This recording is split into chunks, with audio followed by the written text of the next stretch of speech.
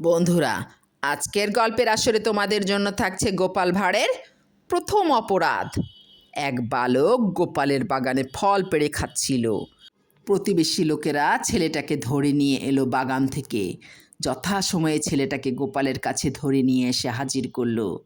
ছেলেটার বিচার করবার জন্য গোপালকে বলল। দৈবক্রমে সেই সময় মহারাজ কৃষ্ণচন্দ্র আর প্রিয় বয়স্য গোপালের বাড়িতে উপস্থিত ছিলেন। তার জন্য গোপালও সবিনয়ে মহারাজের ওপর বিচারের ভার ছেড়ে দিল। মহারাজ খুব গম্ভীর হয়ে সেই বালককে লক্ষ্য করে কয়েকটি উপদেশের বাণী শোনালেন। চুরি করা ভীষণ দোষ, কারো কোনো জিনিস চুরি করা উচিত নয়।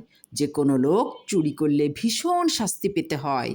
এইরূপ অনেক কিছু কথা বলার পর মহারাজ সেই বালককে জিজ্ঞাসা করলেন, আচ্ছা, তোমার যদি একটা বাগান থাকতো আর সেই বাগানে ঢুকে তোমার মতো কোনো ছেলে যদি ফল চুরি করত, তখন তুমি তাকে কি করতে? তোমার মুখেই শুনতে চাই, বলো তো দেখি।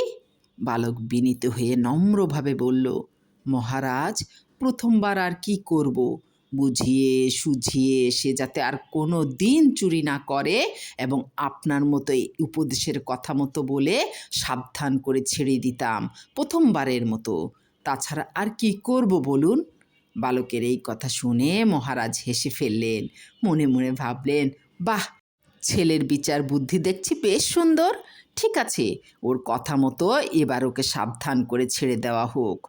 বলা বাহুল্য, মহারাজ সাবধান করে বালককে ছেড়ে দিলেন। দেখো, আর যেন দ্বিতীয়বার তোমার কথা মতো কোনো দিন যেন চুরি না করো। এবারের মতো তোমাকে মাফ করে দেওয়া হলো তোমার এই কথা মতো।